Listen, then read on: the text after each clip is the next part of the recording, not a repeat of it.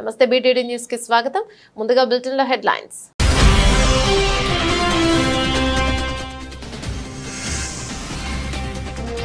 గాంధీ జయంతి సందర్భంగా అర్పించిన రాష్ట్రపతి ముర్ము, ప్రధాని మోదీ.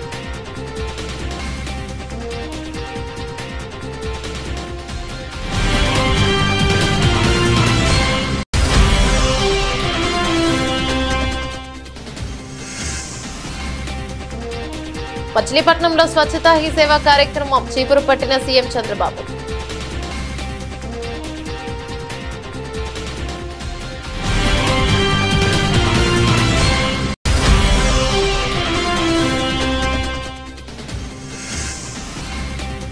గాంధీ జయంతి సందర్భంగా తెలంగాణ భవన్లో మహాత్ముడి చిత్రపటానికి నివాళులర్పించిన కేటీఆర్, ఇతర బీఆర్ఎస్ నేతలు.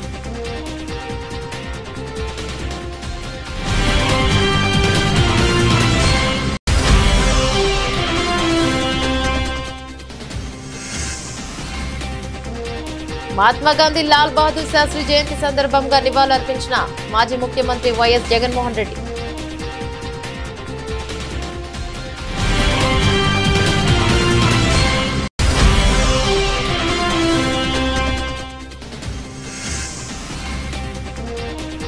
బంకుమన్న 317 జీవో బాధితులు న్యాయం చేయాలని గాంధీ భవన్ ఎదుట నిరసన.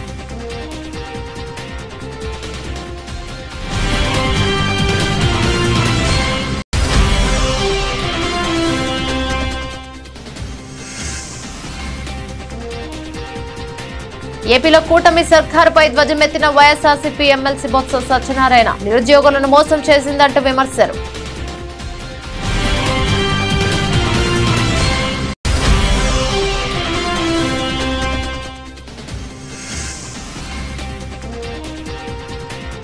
కుక్కలకుండే విశ్వాసం కూడా కొందరికి ఉండదు, రైతులపై టీడీపీ ఎమ్మెల్యే వివాదాస్పద వ్యాఖ్యలు.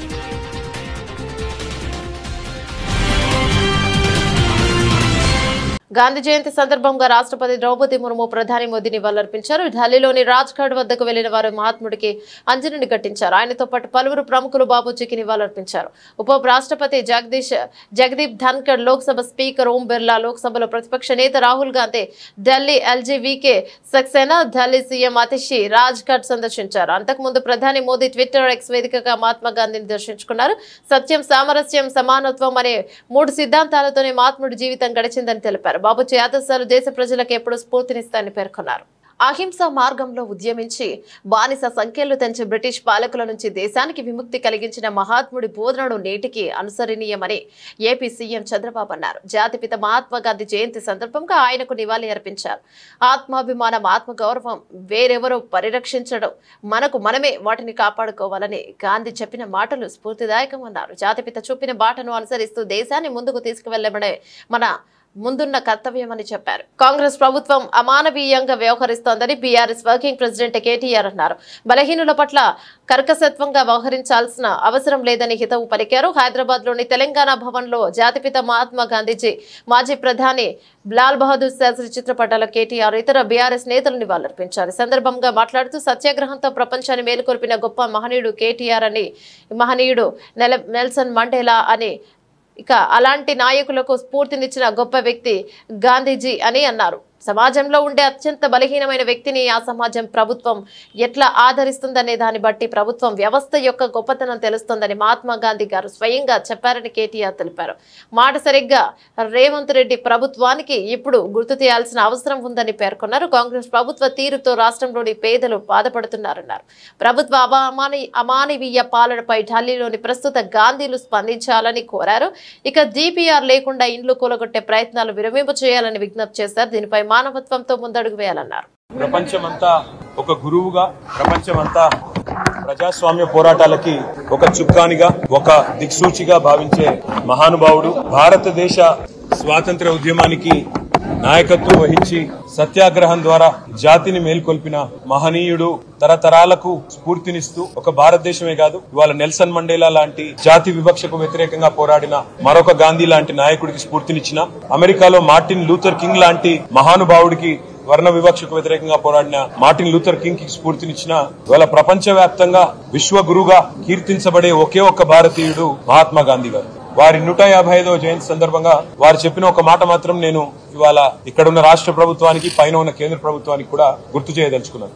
ఏ సమాజం యొక్క, ఏ ప్రభుత్వం యొక్క, ఏ వ్యవస్థ యొక్క గొప్పతనమైనా ఎప్పుడు తెలుస్తుందట అంటే ఇది మహాత్మా గాంధీ చెప్పిన మాట. ఆ సమాజంలో ఉండే అత్యంత బలహీనమైన వ్యక్తిని ఆ సమాజం ఎట్లా ఆదరిస్తుంది, ఆ ప్రభుత్వం ఎట్లా గౌరవిస్తుంది, గుర్తిస్తుంది, ఎట్లా సంస్కారవంతంగా వారి పట్ల తన ప్రవర్తన ఉంటది, దాన్ని బట్టే ఆ ప్రభుత్వం గాని ఆ వ్యవస్థ యొక్క గొప్పతనం తెలుస్తుంది అని చెప్పి మహాత్మా గాంధీ గారు స్వయంగా అన్న మాట. ఏపీలోని కృష్ణా జిల్లా మచిలీపట్నంలో పర్యటించిన సీఎం చంద్రబాబు నాయుడు గాంధీ జయంతి సందర్భంగా ఇక్కడ నిర్వహించిన స్వచ్ఛతా హీ సేవ కార్యక్రమంలో పాల్గొన్నారు. పారిశుధ్య కార్మికులు విద్యార్థులతో కలిసి స్వయంగా చీపురు పట్టి వచ్చారు. అనంతరం పారిశుధ్య కార్మికులతో మాట్లాడి ముఖ్యమంత్రి వారి సమస్యలను అడిగి తెలుసుకున్నారు. అలాగే నేషనల్ కాలేజీ ప్రాంగణంలో గాంధీజీ విగ్రహానికి సీఎం చంద్రబాబు నివాళులర్పించాడు. ఈ సందర్భంగా స్వాతంత్ర్యం కోసం గాంధీజీ చేసిన పోరాటాన్ని గుర్తు చేశారు. బాపూజీ స్ఫూర్తితోనే స్వచ్ఛ భారత్ కార్యక్రమం తీసుకురావడం జరిగిందన్నారు. మన పరిసరాలు శుభ్రంగా ఉంటేనే మన ఆరోగ్యంగా ఉంటామని చంద్రబాబు తెలిపారు. 2024 స్వచ్ఛతా హీ సేవ 224 ఇక్కడ జరుపుకోవడం, మచిలీపట్నంలో జరుపుకోవడం నేను చాలా సంతోషంగా ఫీల్ అవుతున్నా, గర్వపడుతున్నా. ఎందుకంటే ఈరోజు మహాత్మా గాంధీ పుట్టినరోజు, లాల్ బహదూర్ శాస్త్రి గారు పుట్టినరోజు. ఈ రెండు కూడా అరుదైన అనుభవాలు. అలాంటి అరుదైన అనుభవాలు ప్రజల ముందర ఇక్కడ మనందరం కలిసి జరుపుకుంటూ, అదే సమయంలో మహాత్మా గాంధీ చేసిన సేవల్ని ఒక్కసారి మనం గుర్తు చేసుకుంటున్నాం, నివాళులర్పిస్తున్నాం. అలాంటి నివాళులర్పించే కార్యక్రమంలో భవిష్యత్తులో ఒక స్ఫూర్తిదాయకంగా ముందుకు పోవాలంటే ఏం చేయాలనో మనం ఆలోచించాల్సిన అవసరం ఉంది. ఇప్పుడే ప్రసాద్ గారు స్వచ్ఛ సుందర చల్లపల్లి ఆయన కళ 10 సంవత్సరాల నుంచి పనిచేస్తున్నారు. అలాంటి స్ఫూర్తి ప్రతి ఒక్కరిలో రావాలని మనస్ఫూర్తిగా భగవంతుని కోరుకుంటున్నా. ఆ స్ఫూర్తిని మీకు అందరికీ రావాల్సిన అవసరం ఉంది. ఇక్కడే స్వచ్ఛ సేవకులున్నారు. మనందరం రోడ్లో బాగా తిరుగుతున్నామంటే, మన ఆరోగ్యం బాగుందంటే ఈ సేవకులే కారణం. ఎన్నో పనులు చేస్తారు కానీ ఎవరైతే ఇలాంటి సేవాభావంతో పనిచేస్తున్నారో వాళ్ళని మనం మనస్ఫూర్తిగా అభినందించాలి. వాళ్ళకు పూర్తి సహకారం అందించాల్సిన బాధ్యత మనలందరిపైన ఉంది. ఈరోజు ఒక మంచి పని ఏది చేసినా ఆ మంచి పని శాశ్వతంగా గుర్తుంటుంది. జాతిపిత మహాత్మా గాంధీ భారత మాజీ ప్రధానమంత్రి లాల్ బహదూర్ శాస్త్రిల జయంతి సందర్భంగా వారి చిత్రపటాలకు వైఎస్ఆర్సీపీ కేంద్ర కార్యాలయంలో మాజీ ముఖ్యమంత్రి వైఎస్ఆర్సీపీ అధ్యక్షులు వైఎస్ జగన్ నివాళులర్పించారు. కార్యక్రమంలో వైఎస్ఆర్సీపీ ప్రధాన కార్యదర్శి ఎమ్మెల్సీ లేల అప్పిరెడ్డి, వైఎస్ఆర్సీపీ నేత కొమ్మూరి కనకరావు పాల్గొన్నారు. హైదరాబాద్లోని గాంధీ భవన్ ఎదుట 317 జీవో బాధితులు నిరసన చేపట్టారు. రాష్ట్రంలోని వివిధ ప్రాంతాల నుంచి తరలివచ్చిన బాధితులు జీవో 317కు వ్యతిరేకంగా నినాదాలు చేశారు. దీనిపై కాంగ్రెస్ ఇచ్చిన హామీని వెంటనే నెరవేర్చాలని, స్థానికత ఆధారంగా బదిలీలు చేపట్టాలని డిమాండ్ చేశారు. తాము అధికారంలోకి వస్తే జీవో 317ను సమస్యను పరిష్కరిస్తామని, దాన్ని రద్దు చేస్తామని నిరుడు అక్టోబర్ 2న పిసిసి అధ్యక్షుడి హోదాలో రేవంత్ రెడ్డి హామీనిచ్చారు. అధికారంలోకి వచ్చిన తర్వాత వైద్య ఆరోగ్య శాఖ మంత్రి దామోదర్ రాజనరసింహ అధ్యక్షతన 317 జీవోపై మంత్రి వద్ద సంఘం కూడా ఏర్పాటు చేశారు. మంత్రులు దామోదర్ రాజనరసింహ, శ్రీధర్ బాబు, పొన్నం ప్రభాకర్ కూడిన సబ్ కమిటీ పలుమార్లు భేటీ అయ్యి వివరాలు పూర్తి సేకరించిన, పలుమార్లు సబ్ కమిటీలో నిర్వహించినా ఇంతవరకు ఏది తేల్చలేదు. కాలయాపన జీర్ణించుకోలేకపోతున్న ఉద్యోగులు, ఉపాధ్యాయులు ఆందోళన బాట పట్టేందుకే సిద్ధమయ్యారు. ఈ క్రమంలోని ఉద్యోగులంతా జేఏసీగా ఏర్పడి గాంధీ భవన్ ఎదుట నిరసన చేపట్టారు. దీంతో నిరసనకారులకు పోలీసులు సర్ది చెప్పే ప్రయత్నం చేస్తున్నారు.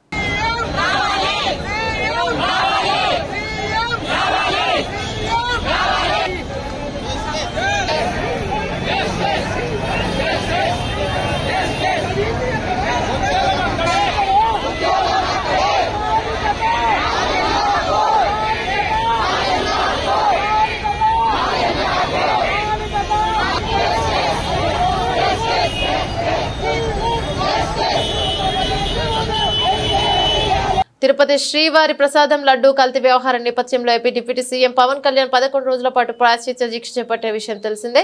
ఇవాళ ఆయన శ్రీవారిని దర్శించుకుని దీక్షను విరమించుకున్నారు. ఇక మంగళవారం రాత్రి అలిపిరి మెట్ల మార్గంలో కాలినడకన తిరుమలకు చేరుకున్నారు. నేటి ఉదయం స్వామివారిని దర్శించుకునేందుకు పెద్ద కుమార్తె ఆద్య, చిన్న కూతురు పొలేన అంజని కొన్నిదెలతో కలిసి వెళ్లారు. ఈ క్రమంలోనే అనూహ్య పరిణామం చోటు చేసుకుంది. పవన్ చిన్న కుమార్తె క్రిస్టియన్ కావడంతో టీటీడీ అధికారులు డిక్లరేషన్ పై సంతకాలు తీసుకున్నారు. ఆమె మైనర్ కావడంతో తండ్రిగా పవన్ కూడా ఆ పత్రాలపై సంతకం చేశారు. కాగా రాష్ట్రంలో డిక్లరేషన్ విషయమై వివాదం నెలకొన్న వేళ జనసేనాని చేసిన పనితో ఒక విధంగా ఆ విమర్శలకు చెక్ పెట్టినట్లయింది. ఇక స్వామివారి దర్శనం అనంతరం పవన్ కళ్యాణ్ నేరుగా తరికొండ వెంగమాంబ అన్నప్రసాద సముదాయానికి చేరుకోనున్నారు.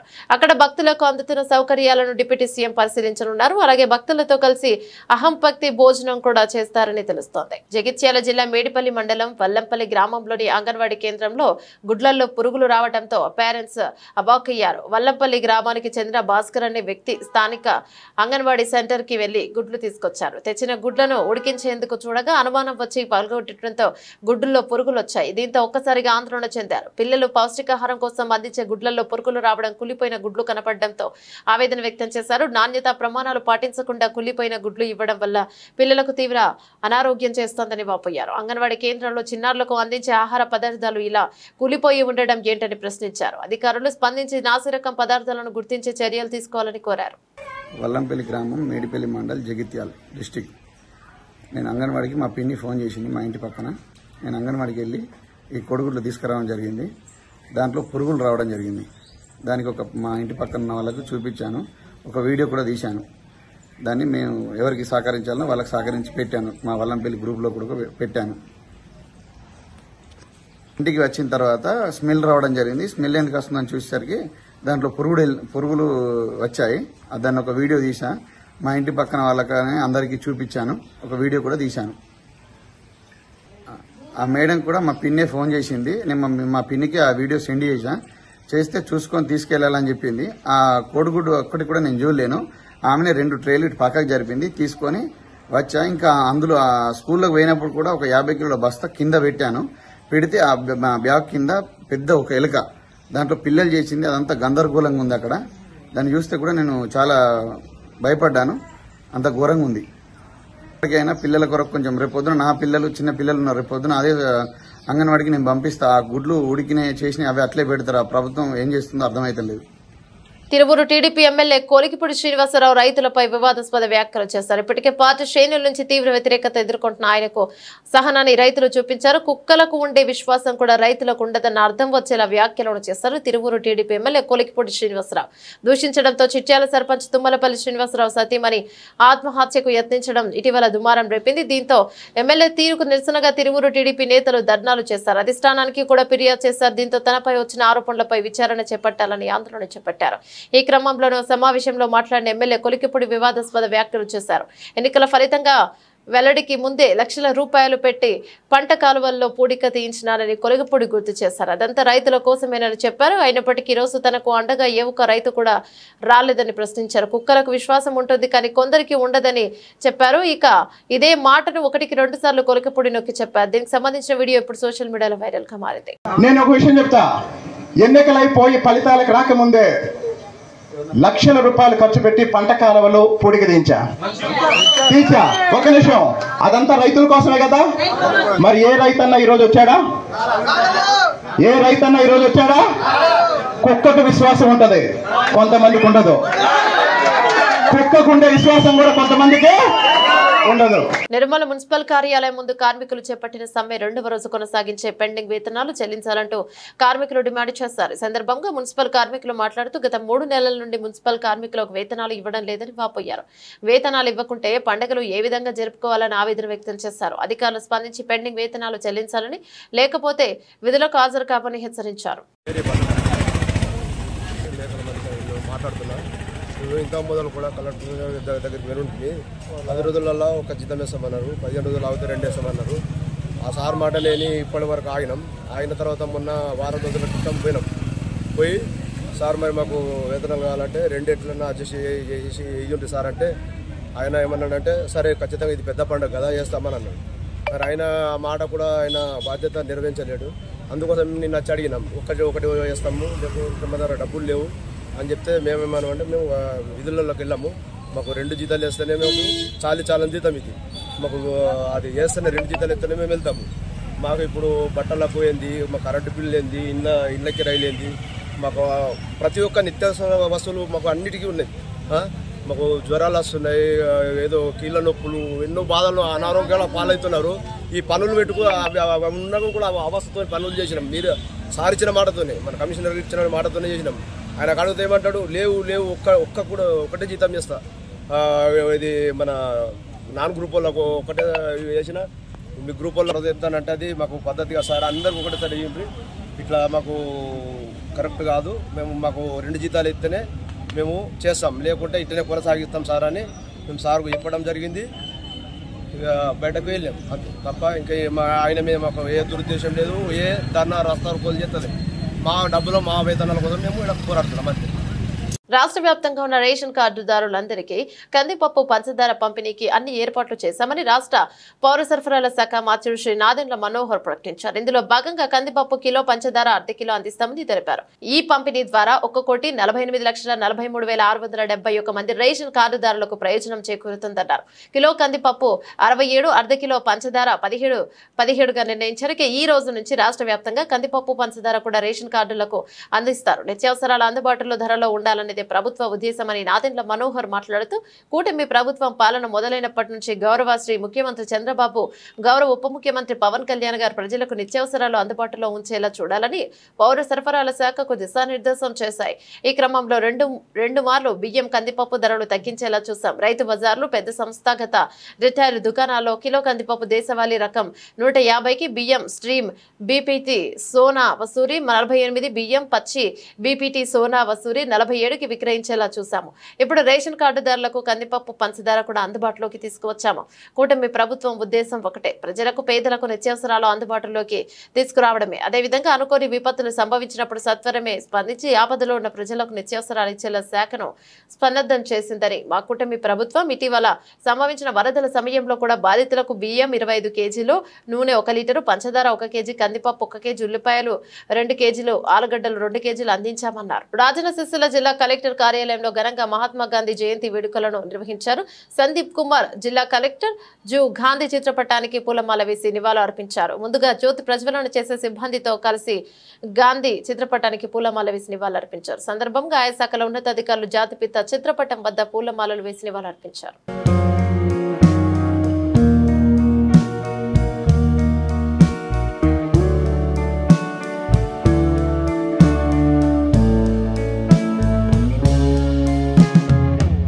ఏపీలో కూటమి సర్కార్ నిరుద్యోగులను మోసం చేసిందన్నారు వైఎస్ఆర్సీపీ ఎమ్మెల్సీ బొత్స సత్యనారాయణ. అలాగే ఉద్యోగాలు ఇస్తామని స్టీల్ ప్లాంట్ లో కార్మికులను తొలగించడమేనని ప్రశ్నించారు. నిత్యావసరాల ధరలు పెరిగిపోతుంటే మీరు మందు రేటు తగ్గిస్తారని అడిగారు. ఎమ్మెల్సీ బొత్స సత్యనారాయణ మీడియాతో మాట్లాడుతూ, ఏపీలో కూటమి నేతలను గెలిపిస్తే నిరుద్యోగులకు 20 లక్షల ఉద్యోగాలు ఇస్తామని హామీలు ఇచ్చారన్నారు. మరి ఉద్యోగాలు ఇచ్చారా? కూటమి ప్రభుత్వ పాలనలో ఇప్పుడు మాత్రం స్టీల్ ప్లాంట్ కార్మికులను తొలగిస్తున్నారని ఆరోపించారు.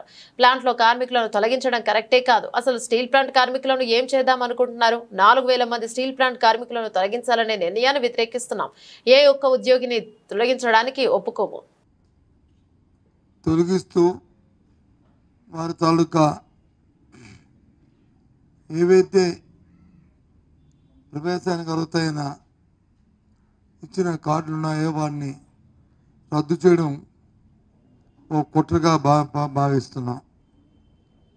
అనుకున్న ప్రణాళిక ప్రకారమే కేంద్ర రాష్ట్ర ప్రభుత్వాలు ఈ కార్యక్రమాన్ని చేస్తున్నాయనేది మా తాలూకా అభిప్రాయం. ఎట్టి పరిస్థితుల్లోనూ ఏ ఒక్క కార్మికుని కూడా తొలగించడానికి వీల్లేదు.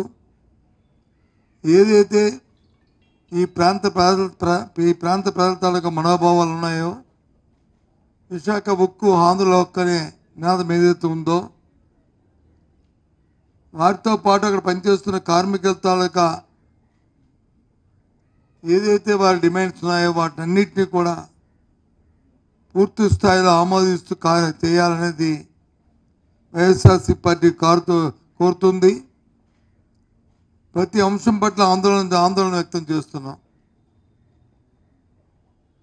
పూర్తిగా ఏ ఒక్కరిని కూడా తొలగించడానికి వీల్లేదని డిమాండ్ చేస్తూ రాష్ట్ర ప్రభుత్వంలో ఉన్న పెద్దలు ఎన్నికల ముందు మీరు ఏదైతే మాట ఇచ్చారో, ఏం మాటలైతే చెప్పారో, అటు అధికారంలో ఉన్న ముఖ్యమంత్రిగా ఉన్న తెలుగుదేశం పార్టీ నాయకుడు చంద్రబాబు నాయుడు కానీ, లేదు జనసేన అధ్యక్షుడు పవన్ కళ్యాణ్ గారు కానీ, లేదు భారతీయ జనతా పార్టీ తరపున ఆ నాయకులు కానీ, వాళ్ళందరూ కూడా ఏం చెప్పారో ఆ మాట కట్టుబడి కార్యక్రమాన్ని నిర్వర్తించాలి, చేయాలనేది మా డిమాండ్గా మేము కోరుతున్నాం. అంతేకాదు వాళ్ళ ఎన్నికల్లో చెప్పారు, మాకు కానీ ఓటిస్తే, మా కూటమిని గెలిపిస్తే 20 లక్షల ఉద్యోగాలు ఇస్తా అన్నారు. మొన్నటి రోజున కూడా చెప్పారు, 20 లక్షల ఉద్యోగాలు ఇస్తారో చేస్తారో పోతారో తెలియదు, కానీ దయచేసి ఉన్నవాళ్ళని మాత్రం ఉద్యోగాలను తొలగించొద్దన్నాను. ఇప్పటికీ 100 రోజుల్లో మనం చూస్తున్నాం, ఈ 105 రోజుల్లో మనం చూస్తున్నాం, స్టీల్ ప్లాంట్లో ఉన్న కార్మికులు 3,000, 4,000 సుమారు 4,000 మందిని తొలగించడానికి ఉత్తర్వులు ఇవ్వడమే కాకుండా ప్రభుత్వం జరుపుతున్న ఏదైతే మద్యం మీద విధానం ఉందో ప్రభుత్వ షాపులుగా పెట్టి అందులో పనిచేస్తున్న సుమారు 15 తెలంగాణ రాష్ట్రంలో బతుకమ్మ పండుగ చాలా ప్రాముఖ్యత ఉందని, ప్రపంచంలో ఎక్కడ లేని విధంగా తెలంగాణ రాష్ట్రంలో పూలను పూజించే గొప్ప చరిత్ర బతుకమ్మ పండుగని సిద్దిపేట జిల్లా గజ్వేల్ మండలం శ్రీగిరిపల్లి ఎంపీయూపీఎస్ ప్రాథమికోన్నత పాఠశాల ఉపాధ్యాయులు ఉన్నారు. పాఠశాలల్లో బతుకమ్మ పండుగ సంబరాలు ఘనంగా నిర్వహించారు. సందర్భంగా ప్రధానోపాధ్యాయులు ఉపాధ్యాయ బృందం విద్యార్థులతో కలిసి బతుకమ్మ పండుగ సంబరాలు వేసుకున్నారు. విద్యార్థులు పూలతోట బతుకమ్మను పేర్చి బతుకమ్మ ఆడుతూ నృత్యాలు చేస్తూ అలరించారు.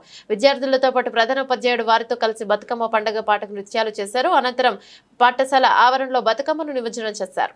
తిరుమల లడ్డు వ్యవహారంపై ఏర్పాటు చేసిన సిట్ విచారణను తాత్కాలికంగా నిలిపివేసినట్టు డీజీపీ ద్వారకా తిరుమలరావు వెల్లడించారు. దీనిపై విచారిస్తున్న సుప్రీంకోర్టు ఇచ్చే తదుపరి ఆదేశాలకు అనుగుణంగా దర్యాప్తు కొనసాగిస్తామని పేర్కొన్నారు. దేశమంతా కలకలం రేపిన లడ్డు నెయ్యి కల్తీ వ్యవహారంపై విచారణ చేపట్టేందుకు రాష్ట్ర ప్రభుత్వం సర్వశ్రేష్ఠ త్రిపాఠి నేతృత్వంలో సిట్ను ఏర్పాటు చేసిన విషయం తెలిసిందే. గత 3 రోజులుగా తిరుపతి తిరుమలలో త్రిపాఠి బృందం పర్యటిస్తూ వివిధ కోణాల్లో దర్యాప్తును వేగంగా ముందుకు తీసుకెళ్తోంది. ఈ క్రమంలో అనూహ్యంగా సిట్ విచారణకు బ్రేక్ పడింది. ఇదే అంశంపై డీజీపీ తిరుమలలోని గోకులం గెస్ట్ హౌస్ లో మంగళవారం మీడియాతో మాట్లాడారు. టీటీడీ నుంచి వచ్చిన ఫిర్యాదు మేరకు కేసు నమోదు చేశాం. కేసు తీవ్రతను బట్టి ఐజీ స్థాయి అధికారులతో సిట్ ను ఏర్పాటు చేశాం. టీటీడీ కొనుగోలు విభాగంలో ప్రక్రియ ఏంటి, శాంపిల్స్ ఎలా తీసుకుంటారు, ఎక్కడ తప్పు జరిగే అవకాశం ఉంటుంది వంటి సమాచారాన్ని సిట్ సేకరిస్తోంది. న్యాయస్థానం ఆదేశాలను పాటిస్తామన్నారు. ఎవరినో తప్పుబట్టాలనో లేదా ఇరికించాలనో తమకు ఉండదన్నారు. కోర్టు తీర్పులపై చర్చ చేయకూడదని తెలిపారు. ఏ స్థాయి కోర్టు అయినప్పటికీ తీర్పు మాకు శిరోధార్యమని స్పష్టం చేశారు. శ్రీవారి బ్రహ్మోత్సవాలకు పటిష్ట భద్రత ఏర్పాటు చేశామని డీజీపీ తిరుమలరావు తెలిపారు. ఇక భక్తులకు ఇబ్బందులు లేకుండా సరిపడా బందోబస్తును ఏర్పాటు చేశామని, నిరంతరం నిఘా ఉంచి ఎలాంటి ఘటనలు చోటు చేసుకోకుండా చర్యలు తీసుకుంటామని చెప్పారు. కరీంనగర్ సిద్ధార్థ హైస్కూల్ కృష్ణానగర్ బొమ్మకల్ నందు బతుకమ్మ వేడుకలు ఘనంగా నిర్వహించారు. విద్యార్థులు రంగురంగుల పూలతో బతుకమ్మలను తయారు చేసి ఇంటి నుంచి పాఠశాలకు వేడుకగా తీసుకువచ్చారు. బతుకమ్మ పాటలతో పాటు దాండియా నృత్యాలతో విద్యార్థులు, ఉపాధ్యాయులు, విద్యార్థుల తల్లిదండ్రులు సందడి చేశారు. బతుకమ్మను పేర్చి గౌరమ్మను పూలతో పూజించడం మన సంస్కృతి సాంప్రదాయమని, పండుగ విశిష్టతను విద్యార్థులకు తెలియజేయాలనే ఉద్దేశంతో కార్యక్రమాన్ని చేపట్టినట్లు పాఠశాల యాజమాన్యం తెలిపారు. విద్యార్థులు తయారు చేసిన బతుకమ్మలకు పాఠశాల యాజమాన్యం బహుమతులను అందజేశారు. విద్యార్థులు చదువుతో పాటు అన్ని పాఠ్య కార్యక్రమాలలో పాల్గొని తెలంగాణ సంస్కృతి సాంప్రదాయాలను గౌరవించుకోవాలని సూచించారు. ముందస్తు బతుకమ్మ కార్యక్రమాలు పాఠశాల నిర్వహించడంతో విద్యార్థుల తల్లిదండ్రులు సంతోషాన్ని వ్యక్తం చేశారు. Correspondent Sujatha, chairman Swaraj Babu, executive director Sravanthi, principal Mohammed Yousuf పలువురు పాల్గొన్నారు. అందరికీ నమస్కారం. నా పేరు శ్రవంతి. నేను executive director Siddhartha high school Bommakal Krishnanagar. ఈరోజు మేము ముందస్తు బతుకమ్మ సంబరాలు జరుపుకుంటున్నాము. పిల్లలకి సెలబ్రేషన్స్ రూపంలో అన్ని పండుగలు స్కూల్లో జరిపించి వారికి మన సంస్కృతి సంప్రదాయాలు తెలుపుతాము మేము స్కూల్లో. ఇందుకు విచ్చేసిన పేరెంట్స్కి, స్టూడెంట్స్కి, మా టీచర్స్కి అందరికీ మా యొక్క శుభాకాంక్షలు. ఇంద్రకీలాద్రిపై కొలువుదీరిన శ్రీ దుర్గా మల్లేశ్వర స్వామి దేవస్థానంలో అక్టోబర్ 3వ తేదీ నుంచి 12వ తేదీ వరకు జరిగిన దసరా మహోత్సవాలను రాష్ట్ర ప్రభుత్వం రాష్ట్ర పండుగ ప్రకటించిందని రాష్ట్ర దేవాదాయ శాఖ మంత్రి ఆనం రామనారాయణ రెడ్డి స్పష్టం చేశారు. ఇక అమ్మవారి దర్శనానికి వచ్చే లక్షలాది మంది భక్తులకు అన్ని ఏర్పాట్లు పూర్తి చేస్తామని పేర్కొన్నారు.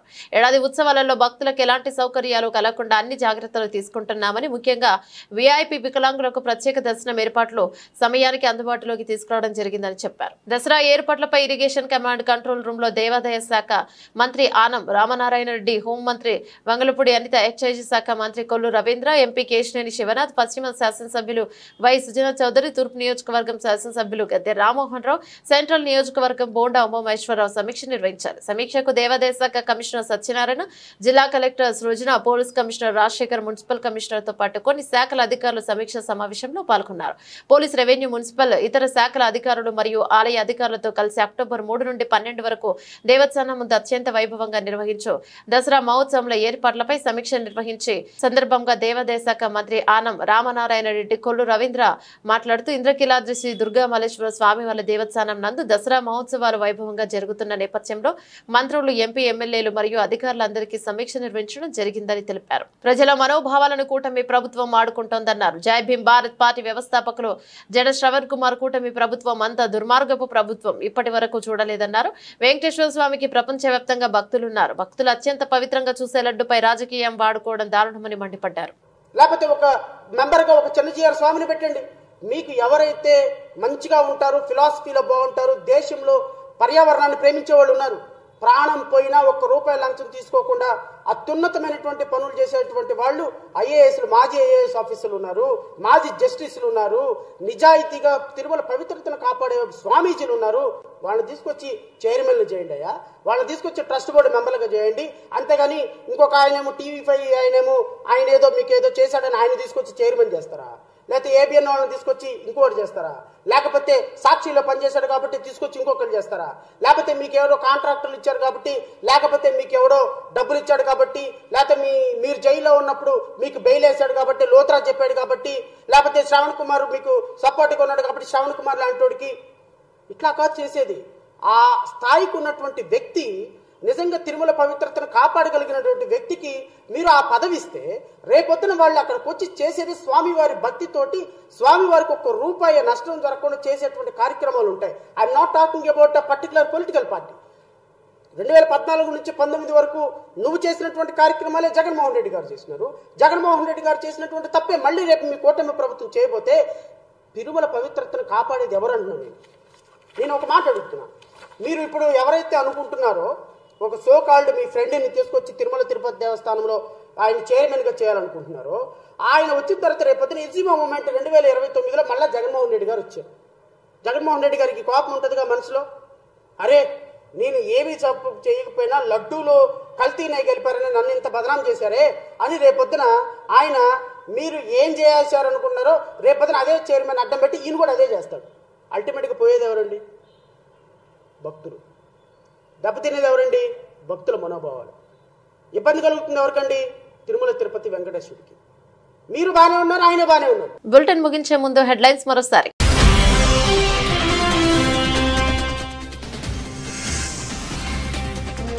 గాంధీ జయంతి సందర్భంగా అర్పించిన రాష్ట్రపతి ముర్ము, ప్రధాని మోదీ.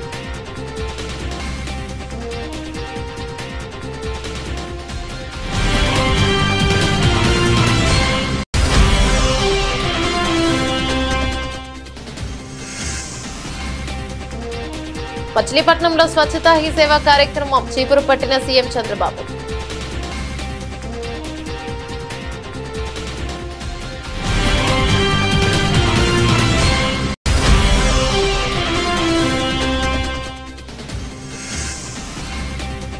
గాంధీ జయంతి సందర్భంగా తెలంగాణ భవన్లో మహాత్ముడి చిత్రపటానికి నివాళులర్పించిన కేటీఆర్, ఇతర బీఆర్ఎస్ నేతలు.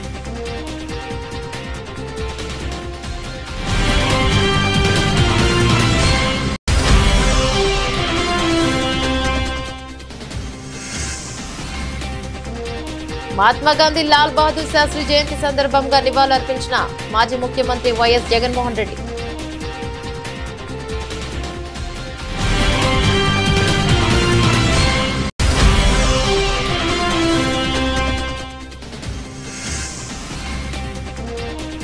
బంకుమన్న 317 జీవో బాధితులు న్యాయం చేయాలని గాంధీ భవన్ ఎదుట నిరసన.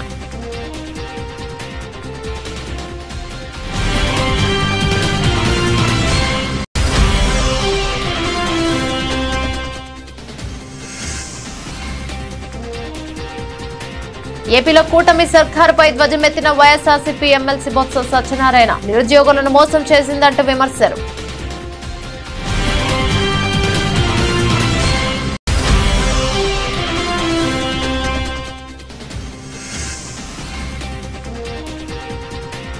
కుక్కలకుండే విశ్వాసం కూడా కొందరికి ఉండదు. రైతులపై టీడీపీ ఎమ్మెల్యే వివాదాస్పద వ్యాఖ్యలు.